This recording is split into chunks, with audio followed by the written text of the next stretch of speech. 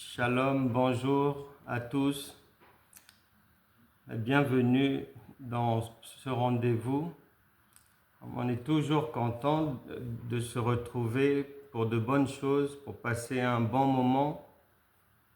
Et on est sans oublier, je pense, chacun, que nous sommes en train de préparer notre conférence qui aura lieu le 5, le 6 et le 7 juillet, très bientôt, dans quelques semaines là, à la plaine des Palmistes. Il y a déjà l'adresse, il y a déjà l'affiche. Vous pouvez en parler autour de vous, partager et inviter les proches, et le Seigneur se fera un plaisir de leur faire du bien. D'entrée de jeu, j'ai retenu dans les paroles du chant que l'on a eu il y a quelques instants, que le Seigneur fait des miracles. Et bien ça tombe bien parce que nous allons parler de miracles. Et la chanson nous enseigne sur un Seigneur qui fait des miracles, et notre enseignement va consister à ce que le Saint-Esprit nous dise, hormis le Seigneur, qui d'autre peut aussi faire des miracles. Donc prête attention à ce que tu vas entendre, parce que la Bible déclare en Romains chapitre 10, verset 17, que la foi vient de ce que l'on entend. Mais j'aime bien les prédicateurs qui ajoutent immédiatement pour préciser: entendre veut dire comprendre dans le langage de Dieu. Parce que quelqu'un peut me dire quelque chose, mais je ne comprends pas. Donc, tout n'est pas d'écouter, mais en fait, le plus important, c'est de comprendre et de ne pas écouter sans comprendre. Non, là, il n'y aura pas la foi. La foi, c'est dans la compréhension. Romains chapitre 10, verset 17. Donc, prêtons attention et cherchons à être éclairés, à comprendre. Et si quelqu'un n'a pas bien compris, qu'il revoie l'enseignement. Il faut prendre le temps de s'asseoir et réécouter et écouter encore, parce que la répétition est la mère des sciences. Donc si quelqu'un veut vraiment comprendre, il y a lieu d'écouter et de réécouter. Aujourd'hui, donc, on parle de miracles. Et je disais que la chanson parlait d'un Seigneur qui fait des miracles, et le Saint-Esprit va nous indiquer qui d'autre est habilité à faire aussi des miracles. Pour commencer, on va lire Juge chapitre 6. Juge chapitre 6. On va lire du verset 12 au verset 14. Je lis. L'ange de l'Éternel lui apparut et lui dit: L'Éternel est avec toi, vaillant héros. Gédéon lui dit, Ah, mon Seigneur, si l'Éternel est avec nous, pourquoi toutes ces choses nous sont-elles arrivées? Et où sont tous ces prodiges que nos pères nous racontent? Quand ils disent, l'Éternel ne nous a-t-il pas fait monter hors d'Égypte?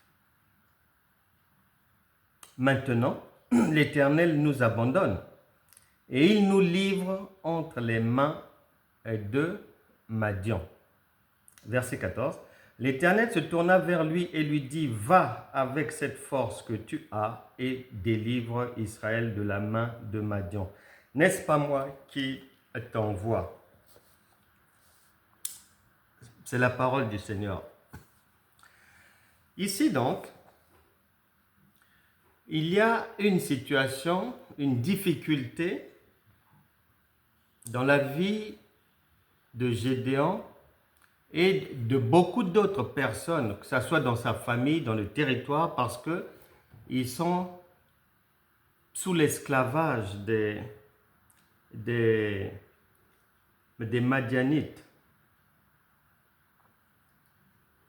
Et Gédéon, Dieu donne une parole.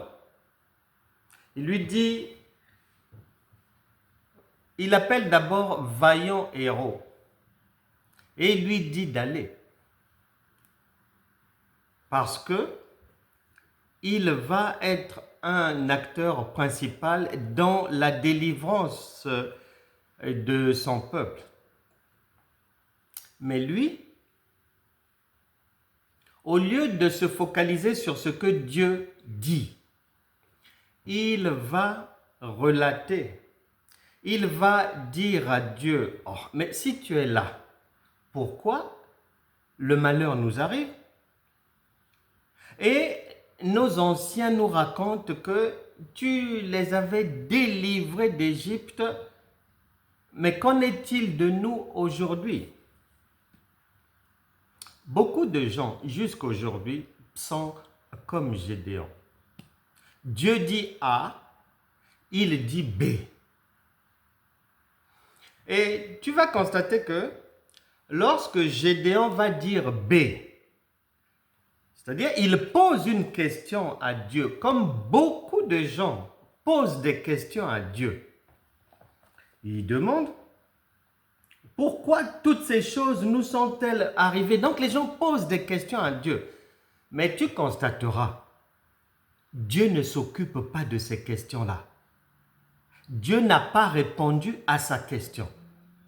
Il est resté sur ce qu'il avait dit au départ, au verset 12, « Vaillant héros ». Il faut avancer, il faut partir. Peu importe la difficulté. Beaucoup de gens sont comme Gédéon, parlent de l'histoire à Dieu. Beaucoup de gens, lorsqu'ils lisent la Bible, ils se focalisent sur les histoires. Or, Dieu n'est pas un Dieu historique. C'est pour ça que Dieu ne répond pas à Gédéon, parce que Gédéon ne comprend pas. Comme beaucoup de chrétiens. Ayant un Dieu de l'histoire, un Dieu du passé, un Dieu des miracles passés, un Dieu des anciens prodiges, mais qui, là, aujourd'hui, les laisse dans la galère, n'intervient pas, ne fait rien. Et se pose des questions, harcèle Dieu, pose des questions à Dieu. Mais si Dieu ne répond pas, parce que Dieu ne change pas, s'il a dit que c'est A au début, même 1000 ans après, il restera seulement sur A. Beaucoup se sous-estiment. Beaucoup ne comprennent pas. Beaucoup ne savent pas que Dieu a déjà mis toute son espérance sur eux. Mais ils ne le savent pas. Et la suite, nous connaissons le Gédéon qui se considérait comme faible, perdu, n'ayant rien, ne pouvant rien faire, ne sachant rien faire, ne pouvant pas dire et tout. Dieu n'a pas changé. Tu dois savoir, si Dieu avait déjà décidé de faire quelque chose par toi, de faire quelque chose pour les autres avec toi,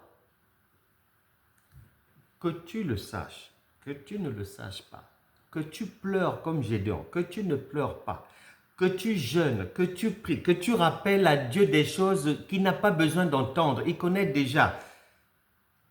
Il ne changera pas. Il n'a pas remplacé Gédéon. Il n'a pas modifié sa parole de départ, non. Il n'a pas tenu compte de ce que Gédéon disait. de la peur que Gédéon avait. Et c'est la même chose aujourd'hui. Il ne tient pas compte des à côté. Il ne tient pas compte des raisonnements humains. Il ne tient pas compte de la réalité de la vie. Ça ne va pas, ça coince, ceci. Il ne s'occupe pas de ça. Tu as bien vu. Il avait prophétisé sur la vie de Joseph. Regarde maintenant tous les malheurs qui sont arrivés dans la vie de Joseph. Mais Dieu n'avait pas changé. Est-ce que tu as entendu un jour Dieu venir c'est-à-dire après avoir prophétisé sur le futur de Joseph, au moment où il était dans la tempête, dans les troubles, accusé, emprisonné, dans l'esclavage, c'est cela, est-ce que tu as entendu Dieu venir, c'est-à-dire lui dire, ah non, ne t'en fais pas, je suis là, souviens-toi de ce que je t'avais dit. Mais non, non. La chose est dite et elle reste comme telle. Et ça doit s'accomplir. Et le Gédéon d'aujourd'hui, c'est toi, c'est moi. Dieu ne s'occupe pas des pensées que tu as au sujet de toi. Le Saint-Esprit ne s'occupe pas des capacités que tu penses avoir ou ne pas avoir. Il ne s'occupe pas de ça. Il ne s'occupe pas de ta situation présente, problème à droite, problème au-dessus de la tête, problème derrière, problème à gauche, querelle là. Non, il ne s'occupe pas de ça. Lui, il ne voit pas ça. Il ne voit pas ça. Et il n'a pas changé. Et lorsque maintenant le Seigneur Jésus vient, on va aller vérifier, est-ce qu'il a changé ou est-ce que les miracles qu'il a eu à faire, et qui d'autre, selon lui, est habilité à faire ces miracles-là?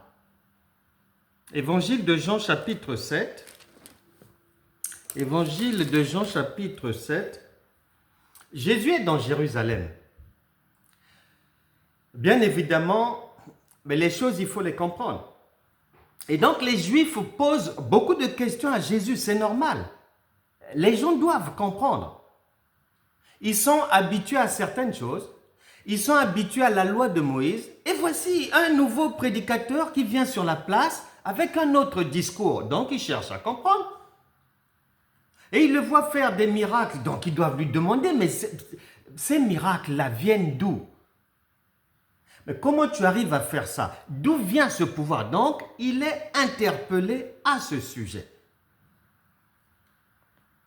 Évangile de Jean chapitre 7, verset 30. Il cherchait donc à se saisir de lui, et personne ne mit la main sur lui parce que son heure n'était pas encore venue. Il cherchait à se saisir de lui parce que ils n'étaient pas convaincus par ce qu'il faisait. Et pour eux, ces miracles-là, ils les trouvaient très suspects. Ils accusaient que voilà, c'est par Belzébul. Donc, beaucoup d'accusations. Tu te prends pour Dieu, etc., etc. Verset 31. Plusieurs parmi la foule crurent en lui. Voilà. Malgré que les gens étaient attachés à la loi de Moïse, Dieu a toujours un reste, il y aura toujours des gens que Dieu a réservés, a mis de côté pour qu'ils comprennent. Malgré que ça fait 40 ans, 50 ans, on nous avait appris que quand il y a un problème, il faut prier, jeûner pour que Dieu fasse. Mais la réalité a commencé à questionner, à interroger. Parce que si lorsqu'il y a un problème, il suffit de jeûner et prier, eh bien, puisque les Juifs priaient déjà, le Seigneur Jésus n'avait pas sa raison d'être de venir. Comme il priait, il jeûnait, il faisait beaucoup de choses, mais sans pour autant parvenir à la délivrance, le Seigneur Jésus vient pour apporter quelque chose de nouveau, de plus efficace. Parce qu'il ne peut pas venir et aider les gens avec des choses qui n'ont pas marché. Il ne peut pas venir les aider en leur disant « priez toujours, jeûnez toujours, ceci, cela », alors que c'est ce qu'ils font déjà avec Moïse depuis des siècles. Tu es obligé, si tu veux aider les gens dans une situation d'impasse où ça ne marche pas, c'est-à-dire les gens qui les ont aidés avant ta venue et qui ont voulu bien faire et ça n'a pas vraiment marché, toi qui vas venir, tu ne peux pas dire aux gens « je vais vous aider avec les méthodes de ceux qui étaient là avant moi et qui n'ont pas marché ». Non. Donc, Jésus vient porteur d'une nouvelle chose qu'il appelle lui-même la foi. Le juste vivra par sa foi. Habakkuk chapitre 2 verset 4. Romains chapitre 1 verset 17. Le juste vivra par sa foi. Hébreux chapitre 10 verset 38. Le juste vivra par sa foi. Galates chapitre 3 verset 11. Le juste vivra par sa foi. Matthieu chapitre 8 verset 13. Va qu'il te soit fait selon ta foi. Luc chapitre 8 verset 48 par là. Ta foi t'a guéri. Marc chapitre 10 verset 51-52. Ta foi t'a sauvé, etc., etc. Donc c'est ce que Jésus a apporté par la foi, qui vient simplifier les choses. Il n'y a plus à souffrir, ça devient plus simple, c'est uniquement sur la parole. Il a dit à Gédéon, vaillant guerrier. Il lui a dit, va, et c'est suffisant. C'est désormais sur la parole. Et la parole dit quoi? La parole va dire que plusieurs parmi la foule crurent en lui, et il disait, le Christ, virgule, quand il viendra, fera-t-il plus de miracles que n'en a fait celui-ci? Quand il vient, le Christ. C'est la foule qui dit ça. Jésus est là. Et ils ont des doutes. Certains ont des doutes sur ces miracles, mais d'autres acceptent de croire que non, ça, il n'y a que Dieu qui peut faire ça. Et même ceux qui ont cru, même ceux qui reconnaissent que ça c'est Dieu, se posent encore la question. Est-ce que quand il viendra, le Christ, fera-t-il plus de miracles que n'en fait celui-ci? Souviens-toi de l'autre jour, on a vu Actes des Apôtres, chapitre 17 au verset 23. Les gens adorent un Dieu inconnu. C'est la même situation ici. Ils se disent que le Christ, quand il viendra, le Christ est là. Pierre nous l'a appris. Matthieu chapitre 16, à partir du verset 13 à 19 là-bas, Pierre a dit, tu es le Christ, le Fils du Dieu vivant. Donc, malgré qu'ils ont cru, ils sont encore dans l'ignorance, ils ne savent pas que le Christ est là en chair et en os. Et cette situation, elle est toujours d'actualité. Beaucoup ne saisissent pas le Christ, où est-il? Et eux, ils vont se poser la question. Ah, lui, il fait déjà des miracles comme ça, mon Dieu. Mais le Messie lui-même, le Christ, quand il viendra, ça sera terrible. Ils ne savent pas qu'il est déjà là. Maintenant, écoute. Dieu est sage. Dieu n'est pas français, il n'est pas belge. il a son langage, il va répondre à leurs questions. Il va répondre à leurs questions d'une manière claire. Comme Dieu n'est pas un homme, tu vois bien chez Gédéon, Gédéon pose des questions à Dieu, mais Dieu ne lui répond pas là, Dieu ne répond même pas. Souvent dans les Écritures, ça va se passer comme ça parce que Dieu n'est pas un homme. Tu viens me poser une question, je te réponds. Ça, c'est chez les hommes. Chez Dieu, ça ne se passe pas comme ça. Il fait comme il veut, quand il veut, à chaque instant. Donc, Évangile de Jean, chapitre 7, verset 31, la réponse à cette question, il va la donner. Tu te souviens que là, ce sont des gens qui ont cru. Ce sont les croyants d'aujourd'hui. Ils ont cru, mais ils se sont posé une question. La réponse, Jean chapitre 14. Jean chapitre 14, verset 12. C'est là où Jésus vient répondre à cette question-là. Et il dit ceci. En vérité, je vous le dis, celui qui croit en moi, n'oublie pas que Jean chapitre 7, verset 31, on parle des gens qui ont cru. Bien qu'ils aient cru, ils n'ont pas compris. Donc, tout n'est pas de devenir chrétien ou enfant de Dieu ou d'être baptisé aussi. Non, non, non, non.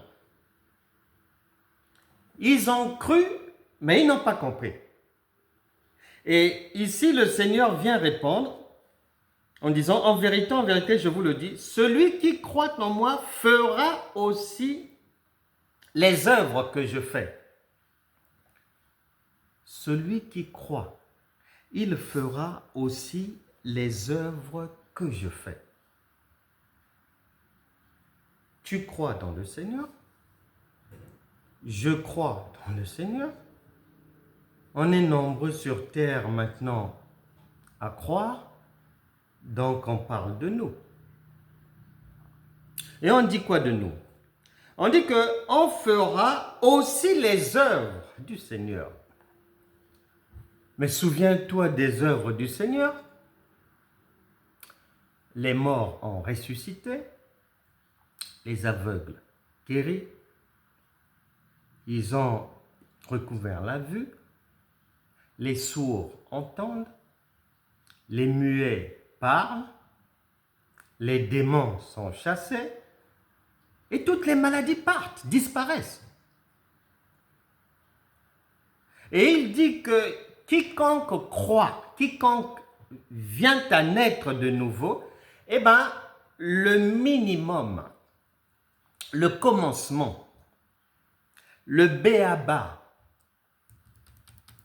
la première vitesse, c'est de faire les œuvres que le Seigneur fait. C'est ce qu'il dit. C'est pas moi qui le dis, c'est lui-même. Virgule. Et il en fera de plus grandes, parce que je m'en vais au Père. Donc, le Christ dont les Juifs parlent, en Jean chapitre 7, verset 31, le Seigneur vient répondre à la question, en Jean chapitre 14, verset 12, sur quelle base? Sur la base que, une fois qu'il part, quiconque reçoit le Saint-Esprit, qui est le Christ,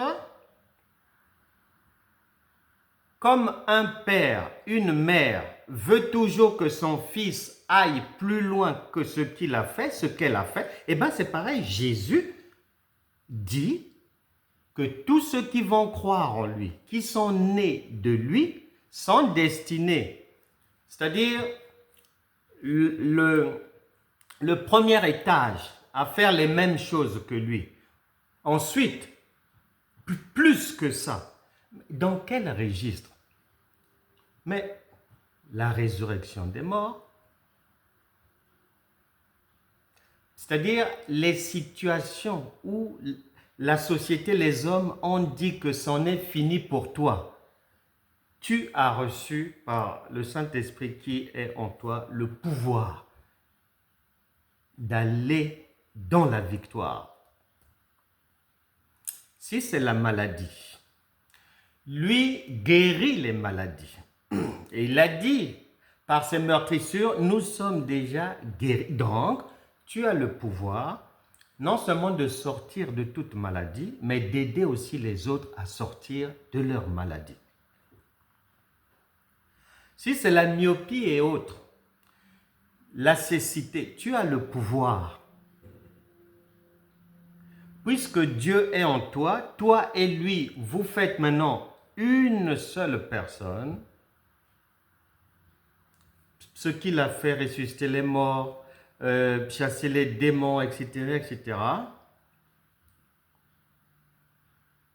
Tu commences par là pour aller vers autre chose que lui n'a pas eu à faire. C'est ce qu'il dit. Et c'est vrai, Dieu ne ment pas. Josué, qui a travaillé avec Moïse, qui a travaillé avec les Aaron, il a eu aussi Hur comme collègue, n'avait jamais vu Moïse ou Aaron ou Jéthro ou qui que ce soit ordonner au soleil de s'arrêter. Moïse n'a jamais fait ça. Mais Josué l'a fait. Allant au-delà de ce que Moïse avait fait dans le miraculeux. Et le Seigneur Jésus, par sa présence, via le nom Christ, qui devient le Saint-Esprit lorsqu'il vient en chacun de nous, eh bien, nous sommes programmés, c'est écrit noir sur blanc, à commencer par faire les mêmes miracles que lui, et ensuite de plus grands miracles. Maintenant,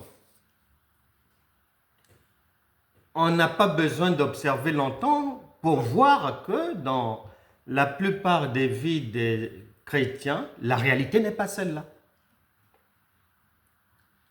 Maintenant, nous cherchons des éléments de réponse. Pourquoi? Alors que c'est écrit noir sur blanc. Eh bien, la première chose, nous devons avoir à l'esprit, c'est-à-dire nous devons nous défaire de l'esprit qui animait Gédéon. S'auto-accuser, se sous-estimer, marcher avec un Dieu historique, en fait qu'on ne connaît pas, demeurer dans l'ignorance. Nous devons combattre cela. En quoi faisant? La première chose, Ésaïe 40 nous éclaire au sujet de la première chose parce que de la même manière que Gédéon, aujourd'hui c'est la même réalité. Beaucoup se disent incapables, se disent peut-être éloignés de Dieu, se disent peut-être que Dieu ne les voit pas, se sous-estiment. Beaucoup parce que leurs péchés passés rejaillissent toujours dans leur cervelle. Ésaïe 40, verset 1. Consolez, consolez mon peuple, dit votre Dieu.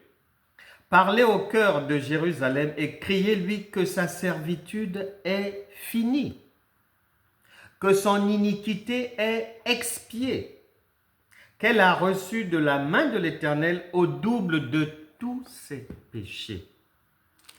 Ésaïe chapitre 43, verset 25.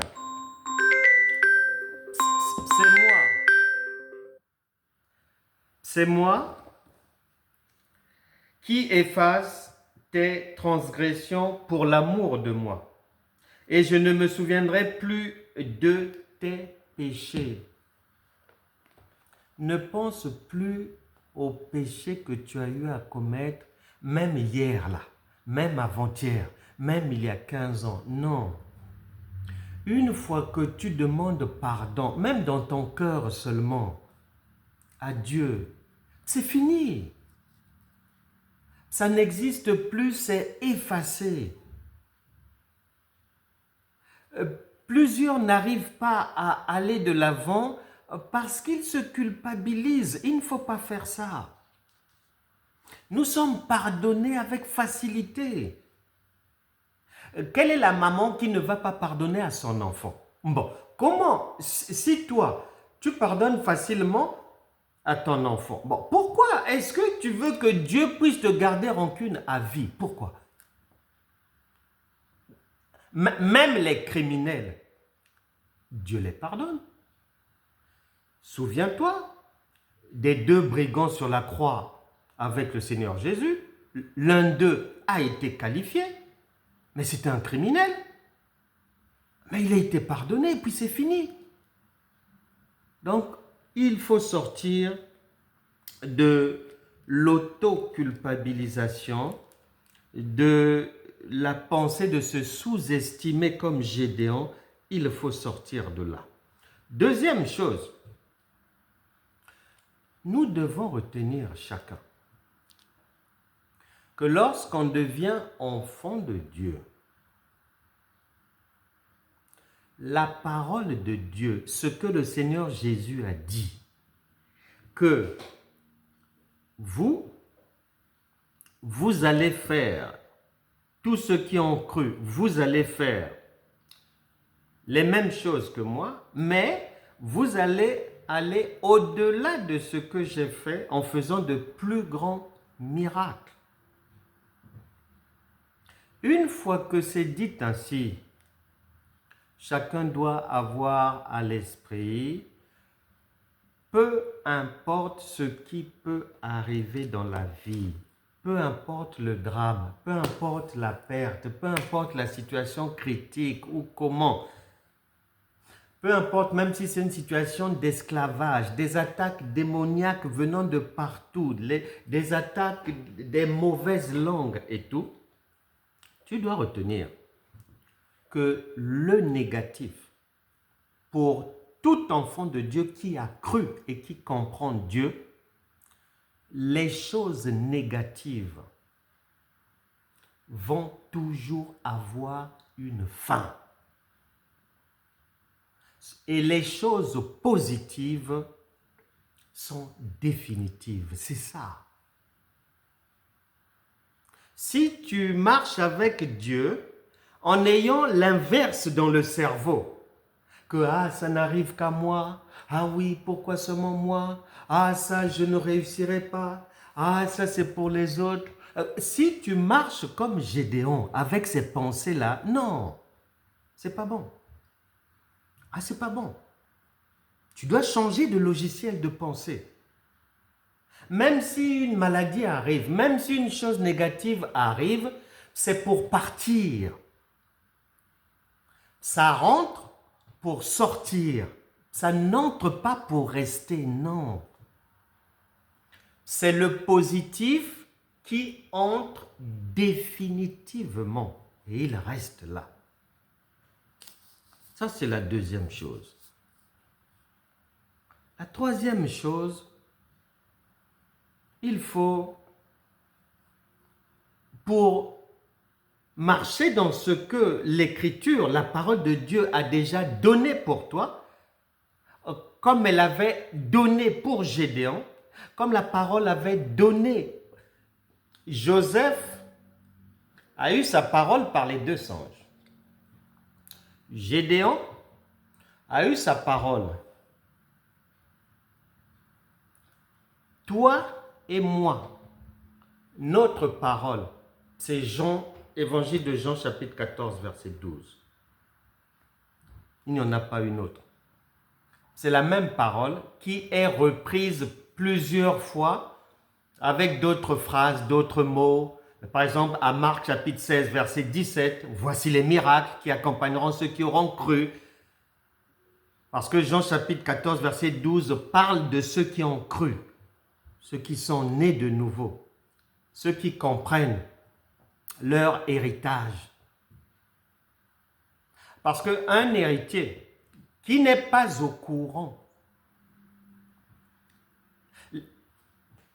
Gédéon, comme la plupart des chrétiens du siècle présent, ressemble à ce que Galates chapitre 4, à partir du verset 1 dit, c'est-à-dire des héritiers, mais qui ne mangent pas leur héritage. Pourquoi? Parce que avoir l'information que je suis enfant de Dieu, avoir l'information que Dieu m'aime, avoir l'information que Dieu vient dans ma vie, avoir l'information que j'ai un double héritage, héritier de Dieu, co-héritier de Christ, avoir l'information que je suis la tête et non la queue, je suis la lumière du monde, j'ai tout reçu, j'ai reçu les pleins pouvoirs, ci, cela, et que tout cet héritage-là m'appartient, c'est une chose. Mais ça ne me garantit pas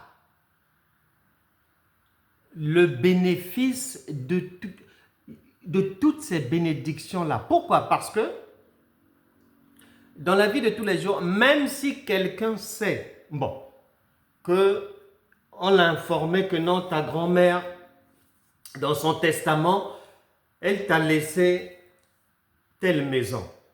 Il a l'information. Il a l'information. Mais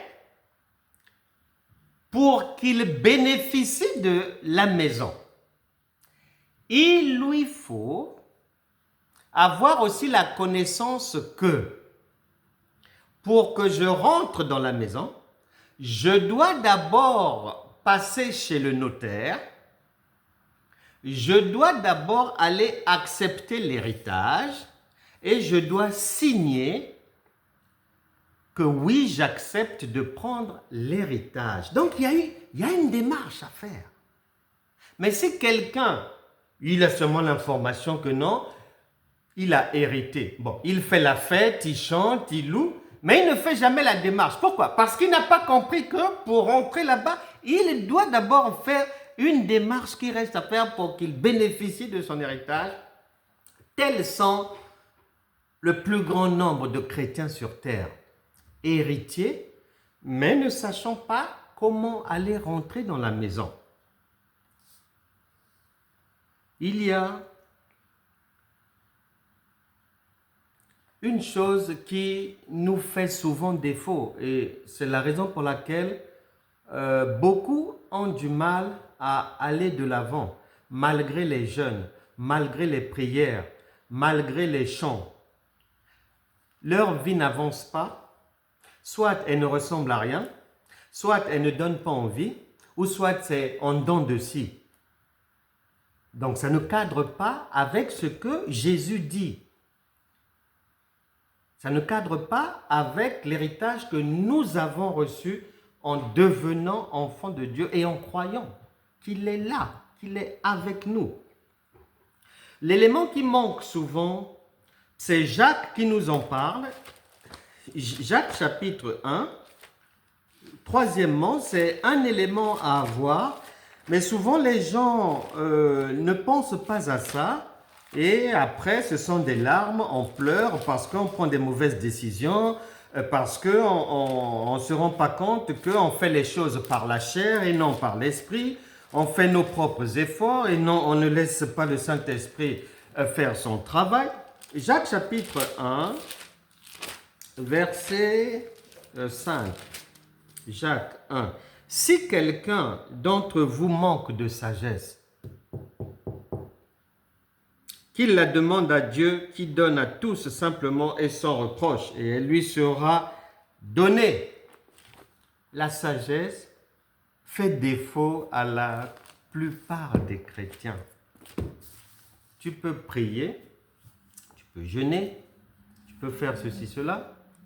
Mais si tu n'as pas la sagesse, ça ne marchera pas. Ça tournera en rond et tu n'y arriveras pas, tu ne réussiras pas. Mais ça se voit dans la vie de tous les jours, on voit ça. Il faut de la sagesse. Il y a des choses obligatoirement. C'est la sagesse qui est une arme de Dieu qui va te sortir du problème très facilement. Une sœur m'a laissé un message hier, c'était...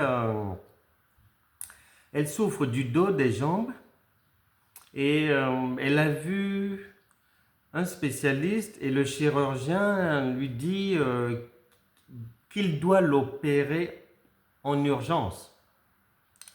Et lorsqu'il a dit ça, elle se posait des questions.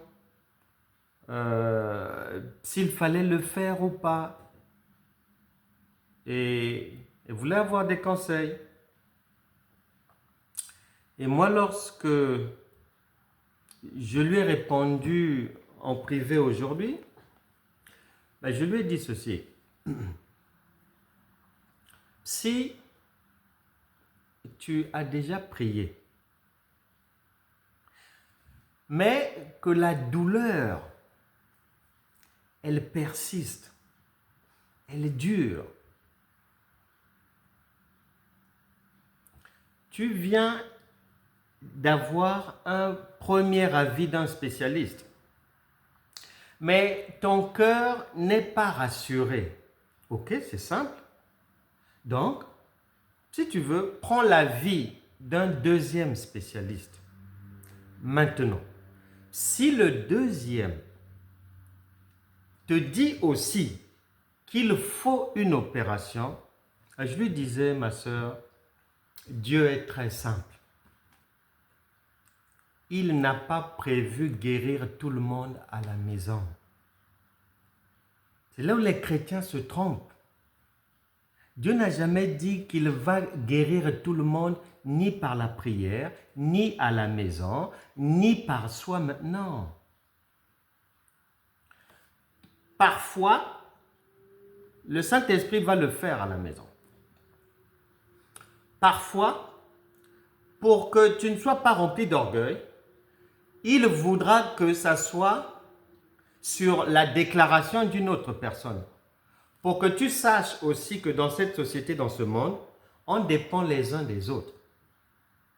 C'est-à-dire qu'un jour, tu vas souffrir, alors que souvent, tu as fait une déclaration de foi et tu as été guéri, la maladie est partie, mais viendra un jour où le Saint-Esprit va doser. Il ne va pas te guérir par ta propre déclaration, non, d'une autre personne. Et je lui disais, un autre jour, il va faire autrement. Il va vouloir que tu ailles à l'hôpital. Pourquoi? À l'hôpital, sur terre ici, travaillent des centaines de millions de gens dans le domaine médical.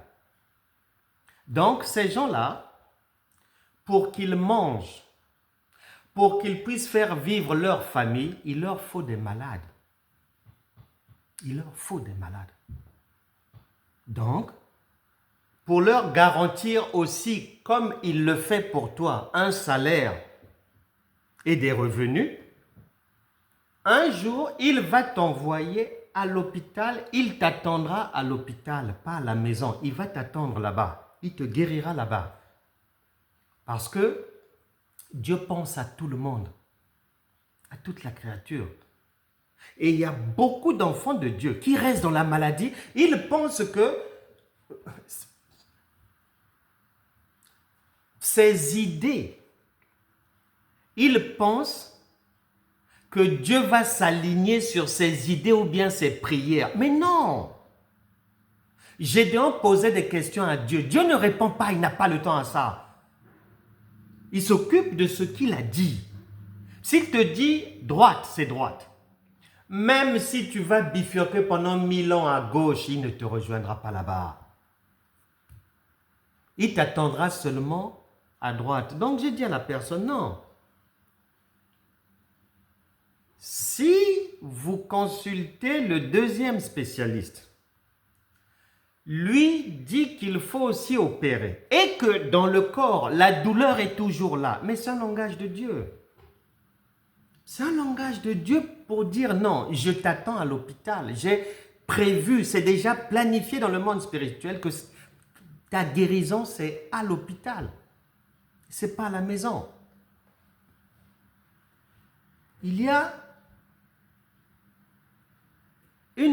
la sagesse divine est supérieure à tout ce que tu peux faire comme gymnastique. Supérieure, de loin. J'ai aimé, j'ai vu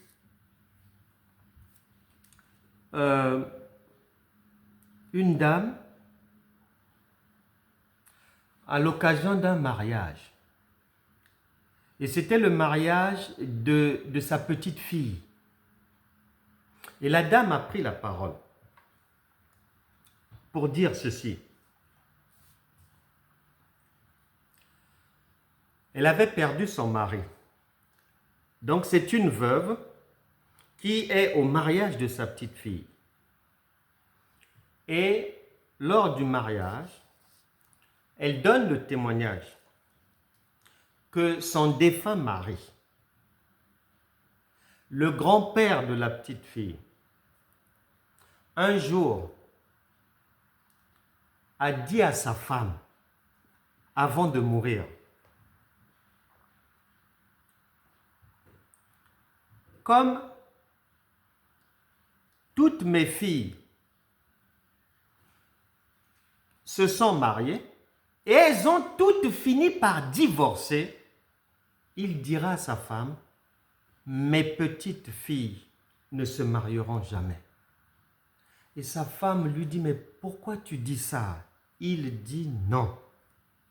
Mes propres enfants, les mariages, ça n'a pas marché. Je ne veux pas que toutes ces tracasseries-là, ces souffrances-là arrivent aussi à mes petites filles. Donc, pour éviter ça, sache que mes petites filles ne doivent jamais se marier. Et le monsieur est mort. Les années passent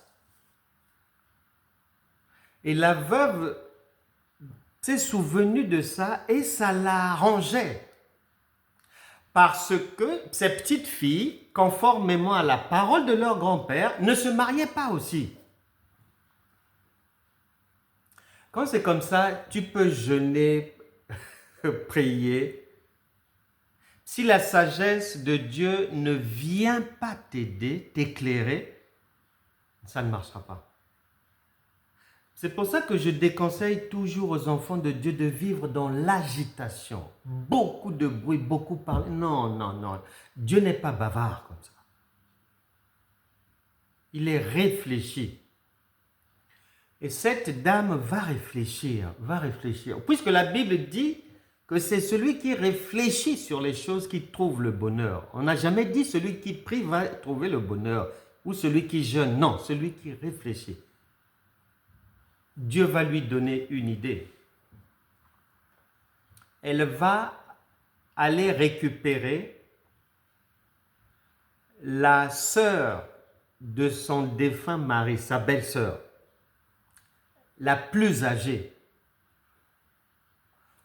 Elle la rencontre et elle lui explique la scène qu'elle avait vécue avec son défunt mari, donc son frère.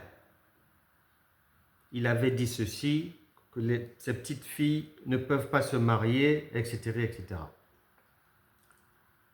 Et la dame lui demande, qu'est-ce que tu veux que moi je fasse maintenant? C'est mon frère qui a dit, il est mort, il est parti, tu veux que je fasse quoi? Elle lui dit non, tu as le même sang que lui. Donc, là, annule les paroles de ton frère. tu les annules. La femme a annulé, elle a parlé seulement pour annuler ce que son frère, qui est déjà mort, avait dit. Et quelque temps après, il y a eu le mariage de la première petite fille. Donc, lorsque le Seigneur Jésus a prévu que quiconque est né de lui, né de Dieu, a reçu la capacité d'avoir une vie au miracle facile, c'est-à-dire facilement sortir des difficultés. Dieu ne peut pas mentir. Il a dit au minimum, tout né de nouveau qui a cru réellement et compris va faire ce qu'il a fait. Mais pas que ça. Il va aller au-delà. Parce que les pères veulent toujours que les enfants les dépassent. C'est une loi divine et terrestre, universelle. Et Jésus est venu dans ta vie pour te donner une supériorité sur toutes sortes de problèmes de la vie. Et il est avec toi. Il est dans ta barque. Lorsqu'en Marc chapitre 4, verset 35 à 41, dans la barque, les tempêtes de la vie se lèvent. Les disciples ont peur, ils crient. Ça panique.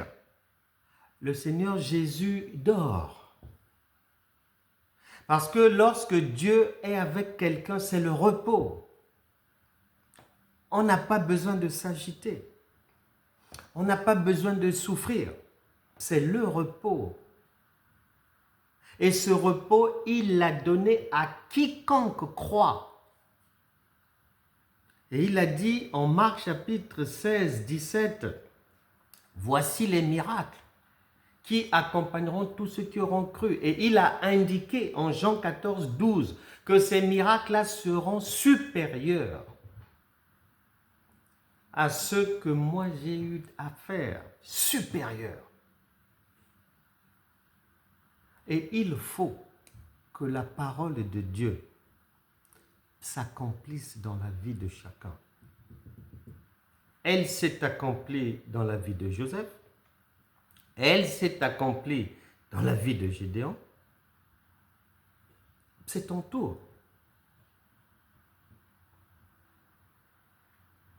C'est pour ça que le Seigneur Jésus, en Jean chapitre 16, verset 7, a dit qu'il est avantageux pour toi que je m'en aille. Parce que si je pars, celui que je t'enverrai, le consolateur, ce n'est pas la peine. Il va te permettre d'être supérieur à moi. C'est pour ça que dans Actes des Apôtres chapitre 1 verset 8, il peut dire « Vous recevrez une puissance, le Saint-Esprit. » Et cette puissance, c'est pour faire quoi? Mais c'est ce qu'il a dit en Jean 14, 12. Et il faut donc le faire. Il faut sortir des difficultés.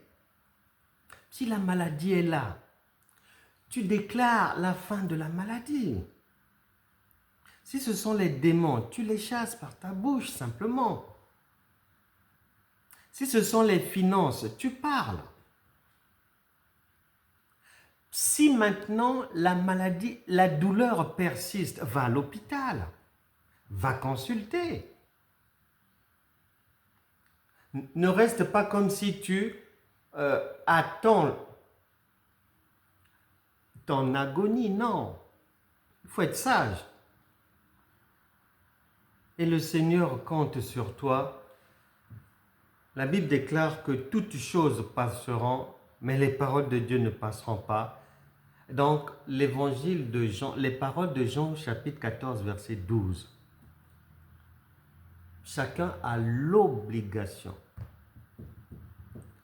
de les fabriquer dans sa vie.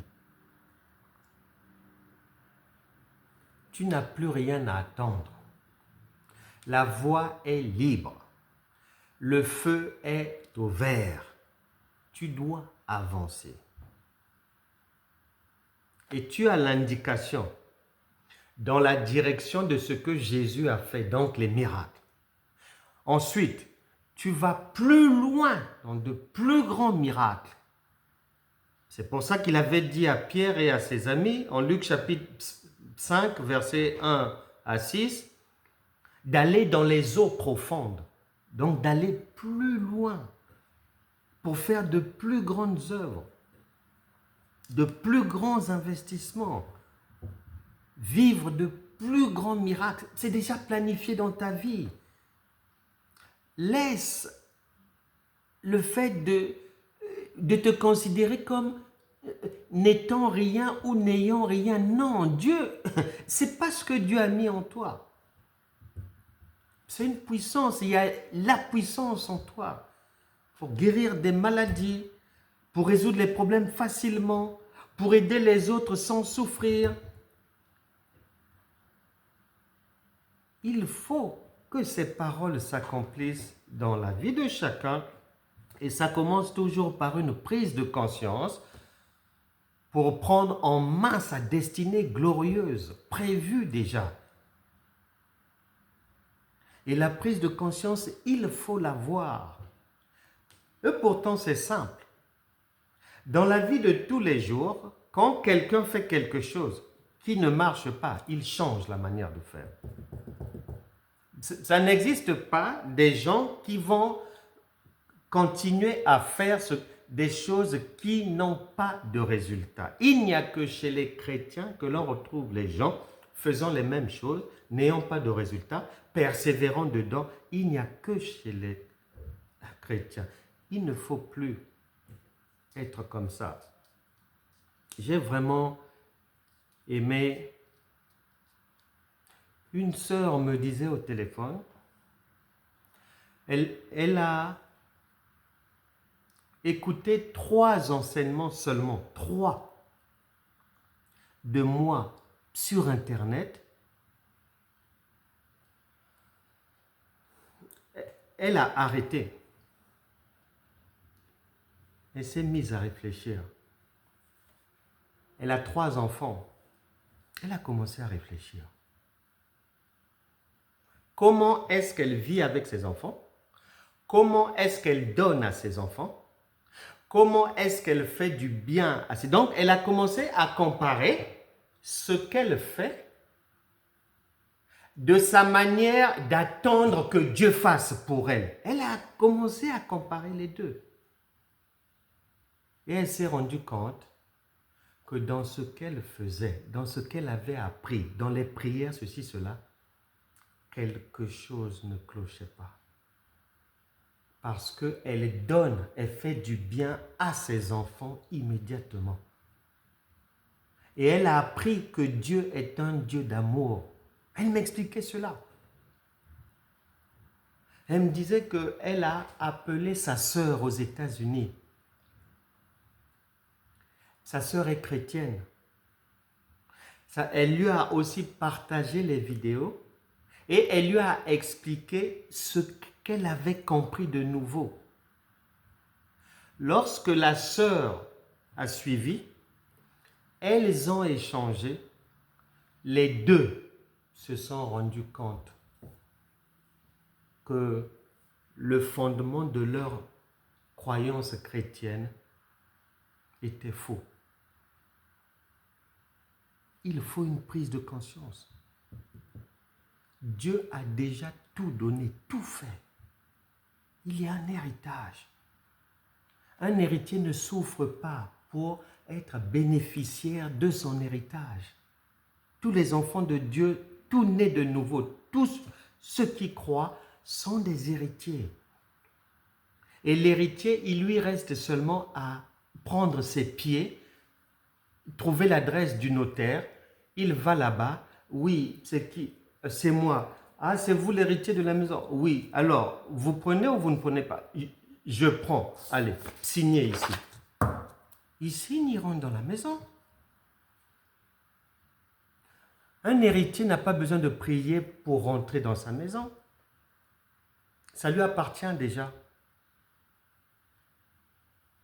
Donc souvent, nous gémissons, nous nous posons des questions, nous demandons à Dieu, nous supplions pour des choses qui nous appartiennent déjà, qui n'ont plus lieu d'être. Gédéon marchait comme ça, mais un jour, Dieu l'a éclairé. Et ma prière est que la parole de Dieu continue à t'éclairer aussi, afin que tu vives réellement ce que Dieu a prophétisé sur toi en Jean 14, 12, et que toutes les difficultés de la vie puissent disparaître. Nous allons ouvrir nos cœurs. Chacun va dire avec des mots simples, puisque chacun de nous ici est un héritier, une héritière, avec des mots simples. Tu n'as pas besoin de crier. Avant que nous ne parlions là, Dieu sait déjà tout ce que tout le monde va dire. Donc, va droit au but, sois simple, comme tu es simple avec ta mère, avec tes parents, avec ton père, avec tes enfants. Sois simple, ne complique pas. La complication, tu vas perdre ton temps. Dieu connaît toutes choses d'avance. Parle-lui. Parle à Dieu. Change tes pensées. Retiens que le négatif est toujours provisoire, mais c'est le positif qui est définitif pour toi. Déclare ce que tu veux voir dans ta vie. Tu verras ces choses s'accomplir si tu crois. Et mets dehors aussi les choses que tu ne veux pas voir. Et si tu crois que ces choses sont parties, tu constateras leur départ. Seigneur, merci pour la grâce de la vie. Saint-Esprit, merci car tu nous fais toujours du bien. Déjà, tu nous pardonnes toujours. Et aujourd'hui encore, maintenant même, nous avons déjà la certitude que tu nous as pardonné déjà nos offenses parce que nous reconnaissons que nous avons mal agi, que ce soit en parole, que ce soit en pensée, que ce soit en acte, que ce soit par écrit. Nous avons mal agi. Auprès des parents, auprès des enfants, auprès des collègues, dans la société, nous reconnaissons nos erreurs. Nous reconnaissons aussi que nous nous sommes sous-estimés, que nous avons pensé qu'il n'y avait que les autres qui pouvaient faire de grandes choses. Seigneur, merci de nous avoir rappelé aujourd'hui que nous aussi, tu as déjà planifié que nous puissions faire au minimum ce que tu as fait. Mais encore, tu as prévu que chacun vive une vie de miracle. Au nom puissant de Jésus, nous appelons ces miracles maintenant dans les vies de tout un chacun. Nous chassons, nous ne voulons plus voir les larmes. Nous disons non aux mauvaises choses. Nous disons non à ce qui n'est pas agréable. Nous disons non aux difficultés qui donnent des maux de tête, l'insomnie et des céphalées. Vous disparaissez au nom de Jésus. Nous disons non aux situations qui ne s'achèvent jamais dans le positif. Nous invitons maintenant, par la puissance de la résurrection, que nous avons reçue en Actes des Apôtres, chapitre 1, verset 8. Par cette puissance, nous chassons toute difficulté de vie. difficultés de la nuit, difficultés du jour, partent au nom de Jésus. Que tout joug dans le domaine de la santé, du bien-être, domaine des finances, domaine du mariage, domaine du travail, domaine de l'investissement, tout joug dans la vie de quiconque soit brisé maintenant au nom de Jésus. Que la puissance du Saint-Esprit éclaire chacun, afin que chacun aille vers les miracles déjà prévus pour sa vie. Que la sagesse divine accompagne tout un chacun au nom de Jésus. Que la joie du Seigneur, le repos, la paix, la guérison divine, la délivrance, le bonheur, la vie abondante, la vie éternelle, la vie joyeuse deviennent une réalité vraiment palpable dans les vies de tout un chacun. Au nom puissant de Jésus. Amen.